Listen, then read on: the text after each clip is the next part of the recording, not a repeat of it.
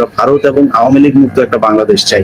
এখানে জামাত বিএনপি কে কি করবে আমার কোনো যায়ও না আসে না। হ্যাঁ, এর জন্য তো আমি মনে করি ডক্টর মোহাম্মদ ইউনূসের তার জীবনও মানে হুমকির মধ্যে পড়তে পারে। জামায়াত ইসলামের কোনো নেতা কোনোদিন বলে নাই যে খালেদা জিয়ার প্রতি তাদের কোনো ক্ষোভ আছে।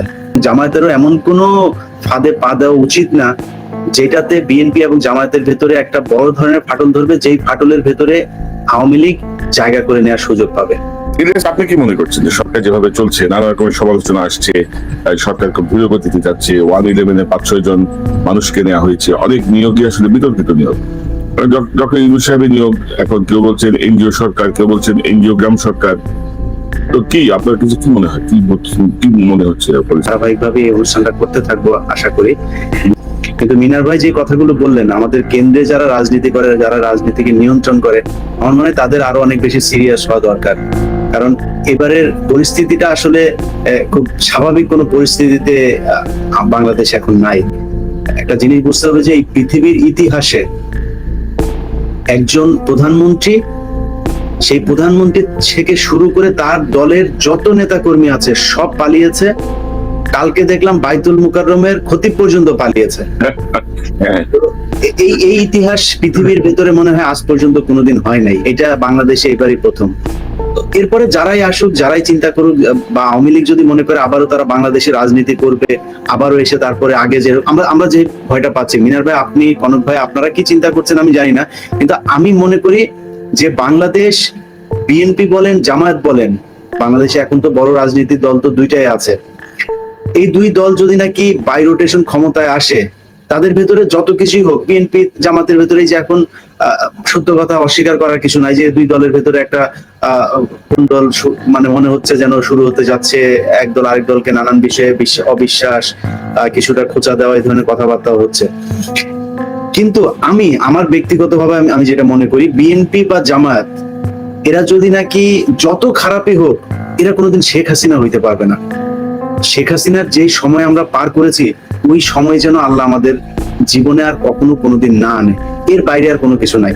তো সেটার জন্য আমি একজন সাংবাদিক, আপনারা সাংবাদিক, আমাদের তো আসলে ধরেন এই যে দেশে যাওয়ারও ইচ্ছা নাই। আমি জানি না কনক ভাই কি চিন্তা করেছে। আমার নিজের ইচ্ছা নাই যে দেশে গিয়ে কোনো পদ নিব বা কোনো সুযোগ সুবিধা সরকারের কোনো কিছু নিব। এই চিন্তা, এই স্বপ্ন একদমই দেখি না। তো আমরা কি চাই? দেশটা ভালো থাকুক।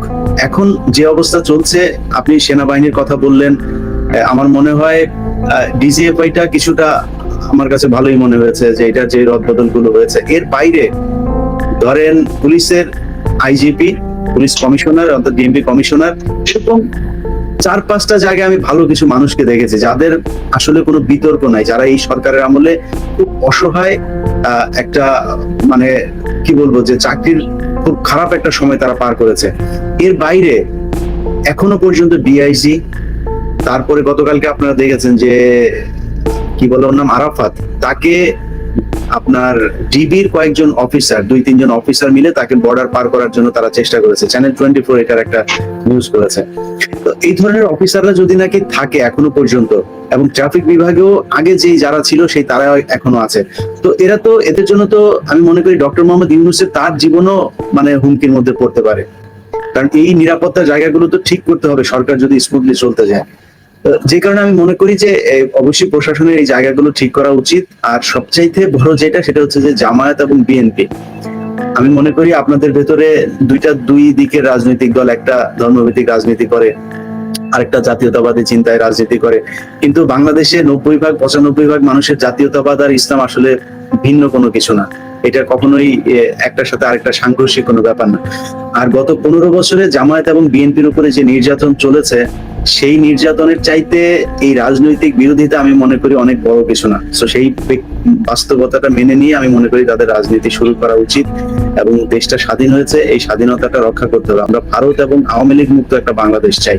এখানে জামাত বিএনপি কে কি করবে আমার কোনো যায়ও না আসে না। হ্যাঁ, এখানে হইতে পারে অনেকে বলছে যে আমি মনে হয় সবই বলে ফেলছি। আপনি যেমন ইলিয়াস, আমি আপনাকে বলি, ধরেন যে মানে বিএনপি জামাতের মধ্যে যে বিষয়টা, যে দ্বন্দ্বটা প্রকাশ্যে আসছে, সেটি হচ্ছে রোডম্যাপ সংক্রান্ত।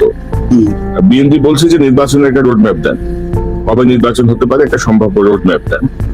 জামাত বলছেন যে এটা একটু বেশি আর্লি হয়ে যাচ্ছে, সরকারকে সময় দিতে হবে, এই জায়গাটায় আমরা একটু দেখছি যে তাদের মধ্যে এক ধরনের বৈপরীত্য, বা ধরেন একটু মানবাভিমান থাকতেই পারে, দীর্ঘদিন ধরে আছে, নানা রকমের টানাপোড়েন আছে, এগুলো আমরা জানি। অনেক জায়গায় বিএনপি যথাযথ ভূমিকা হয় নাই, অনেক জায়গায় আমাদের ভূমিকা যথাযথ হয় নাই, বা সব মিলিয়ে লোকাল ইন্টারন্যাশনাল যে পলিটিক্স, এবং দুই দলের ভেতরে গোয়েন্দা সংস্থার যারা স্পাই যারা তারাও কাজ করছে। তারাও কাজ করছে, তো ভারতের চলেরাও কাজ করছে, ভারতের লোকজনও কাজ করছে দুই দলের ভিতরে।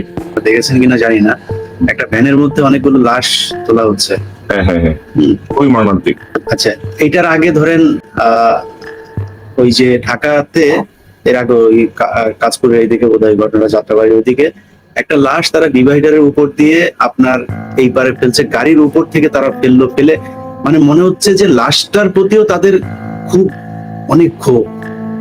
এবং এরা মানে বাংলাদেশের ভেতরে বাংলাদেশটাকে এরা এমন ভাবে ভাগ করেছে যে আমরা হচ্ছে সব পাকিস্তানের লোকজন, বা আমরা ওদের মানে সর্বোচ্চ ইসরায়েল প্যালেস্তাইন, তারপরে কিংবা ভারত পাকিস্তান, উত্তর কোরিয়া, দক্ষিণ কোরিয়া, মানে এদের মতো একটা জায়গায়, তার চেয়েও ভয়ঙ্কর একটা জায়গায় নিয়ে গিয়েছে আমাদেরকে। মানে আমাদের প্রতি ওদের যে ক্ষোভ, ওদের যে রাগ, আমাদেরকে মারার যে ধরন, আপনি যদি এই আন্দোলনটাতেও দেখেন আওয়ামী লীগের অনেককেও কিন্তু ধরেছে এখানে। ধরার পরে দেখবেন ওরা ওই গান গাওয়াচ্ছে, হ্যাঁ, হালকা মারধর করছে, কান ধরে উঠবোস করানো হচ্ছে, এক জায়গায় দুই এক জায়গাতে তাদের ওই কাপড় চোপড় খুলে তারপরে দৌড়ানো হয়েছে। ছাত্রলীগ কিন্তু এটা করে না, যুবলীগ এটা করে না, ওরা মারার উপরে, মৃত মানুষের উপরে ওরা পিটায়। এটা সেই 28 অক্টোবর থেকে এই গত 15 বছর প্রতি আন্দোলনে তারা এটা দেখাচ্ছে। তো আমি ধরেন ওদের রাজনীতি নিষিদ্ধ করার, এটা অনেকেই বলে, অনেকের এক এক ধরনের মতামত, কিন্তু আমি নিজেও এটা করি না যে কারো রাজনীতিকেও নিষিদ্ধ আসলে এইভাবে খাতা কলমে করা সম্ভব না। সেই আমি এই রাজনীতি নিষিদ্ধের প্রসঙ্গটা আসবো ইলিয়াস। এই যে রোড ম্যাপ বা বিএনপি জামাতের যে বর্তমান যে বিষয়টা চলছে, এটা আপনি কিভাবে দেখছেন? না, এই কারণেই বললাম যে ওরা যে হিংস্র, অতএব বিএনপি এবং জামায়াত তাদেরকে বুঝতে হবে যে এইবার প্রধানমন্ত্রী, তার সাথে আশপাশের ব্যবসায়ী, তার সাথে সাংবাদিক, মসজিদের ইমাম সাহেব সব পালিয়েছে, তাদের প্রতিটা এমপির বাড়িঘর সব জ্বালানো হয়েছে। এরা যদি আবার ফিরে আসে, এই প্রতিশোধ কিন্তু তারা নিবে। এবং এই 15 বছর বিএনপি এবং জামায়াত এমনিতেই নির্যাতিত ছিল, তাদের উপরে যেভাবে তারা হায়েনার মতো হামলা করত, এবার তাদেরকে মানে সাপের লেজে পা দেওয়ার মতো, তাদের তো কাউকে পাওয়া যায় না, সব তো পালিয়েছে, বাড়িঘর পোড়ানো হয়েছে। এরা যদি এবার ফিরে আসে, সেই প্রতিশোধটা কিরকম হবে সেটা একটু চিন্তা করতে হবে। আর শুধু তো আওয়ামী লীগ না, আওয়ামী লীগের সাথে তো ভারত তো ধরেন সেই 75 এর পর থেকে 6 বছর ট্রেন আপ করিয়েছে শেখ হাসিনাকে। এখন কিন্তু সে কিন্তু ট্রেনিং আছে, ক্লাস নিচ্ছে, কিন্তু সে আরো উচ্চতর ডিগ্রি নিয়ে তারপরে বাংলাদেশে আসবে। এবং আগের তো 2 জন ছিল শুধু, এখন এই শয়তানের ধরেন আশপাশের যত আরো ছানাপোনা যা যা আছে সবগুলো একসাথে হয়েছে, এগুলোকে একসাথে ট্রেনিং দেওয়ার সুযোগ পেয়েছে। সো এখন স্কুলটা কিন্তু অনেক বড়, এই স্কুলের শিক্ষার্থীও সংখ্যাও বেশি। এই সব শিক্ষার্থী এসে আমাদেরকে কিভাবে ভারতের তাদের যে চিন্তা ভাবনা, তাদের ওই প্ল্যান A B C যা যা আছে সেগুলো কিভাবে বাস্তবায়ন করা যায় সেটা করবে। তো যে কারণে আমি এটা নিয়ে খুব বেশি বিস্তারিত, এই যে মিনার ভাই যেটা বললেন, ওনাদেরকে বোঝানোর কিছু নাই। আমি মনে করি ওনাদের একসাথে বসা উচিত। বিএনপি কে এই বাস্তবতাটা মানতে হবে যে জামায়াতের ভেতরে কিন্তু ক্ষোভ আছে। এই বিএনপির ভেতরে ঘাপটি মেরে বসে থাকা খালেদা জিয়া নিজে থেকে আজ পর্যন্ত, আমি ধরেন যার সাথে কথা হয়েছে, একদম সত্য কথা বলছি, জামায়াত ইসলামের কোন নেতা কোনোদিন বলে নাই যে খালেদা জিয়ার প্রতি তাদের কোনো ক্ষোভ আছে। কখনই আমি শুনি নাই জামায়াত ইসলামের কোন নেতার কাছে। তারা কিন্তু প্রচন্ড রেসপেক্ট করে খালেদা জিয়াকে। আমার মনে হয় যে বিএনপির ভেতরে কিছু বাম এবং ইসলাম বিদ্বেষী কিছু লোকজন আছে, যারা মানে ইসলাম শুনলেই মনে করে জামায়াত ইসলামকে আসতেই দেওয়া যাবে না এখানে। সো এই জায়গা থেকে তাদেরকে বের হইতে হবে।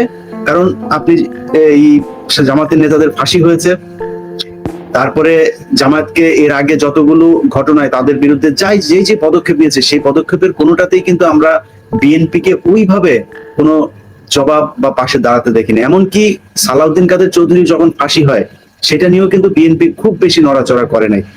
ওই ক্ষোভগুলি জামাত ইসলামের থাকতেই পারে। জামাত ইসলাম যদি নাকি ভোটের হিসাব করা হয়, তাহলে বিএনপির চাইতে তারা ছোট দল, তাদের তো মানে বিএনপির কাছে একটা আবদার থাকতেই পারে, বিএনপির কাছ থেকে মানে একটা কি বলবো যে পিতৃসুলভ একটা আচরণ। কিন্তু আমার মনে হয় সেই জায়গাটা, আমি ফ্র্যাঙ্কলি বলছি, এটা জামাতের মানুষের অভিযোগ যে বিএনপি তাদেরকে সেটা করে নাই। আবার জামাতকেও সেটা মাথায় রাখতে হবে যে বিএনপি দল হিসাবে শুধুমাত্র কিছু বাম আর কিছু নাস্তিক এবং ইসলাম বিদ্বেষী লোকদের দ্বারা পরিচালিত না। এই দলের প্রতিষ্ঠাতা, এখন যারা এই দলের সর্বোচ্চ নেতা খালেদা জিয়া এবং তারেক রহমান যারা আছেন, তারা আমার বিশ্বাস তাদের ইসলামের প্রতি যথেষ্ট সম্মান এবং দুর্বলতা আছে। তো তারা জামাতকে ভালোবাসে এবং জামায়াতেরও এমন কোনো ফাঁদে পা দেওয়া উচিত না যেটাতে বিএনপি এবং জামায়াতের ভেতরে একটা বড় ধরনের ফাটল ধরবে, যেই ফাটলের ভেতরে আওয়ামী লীগ জায়গা করে নেওয়ার সুযোগ পাবে।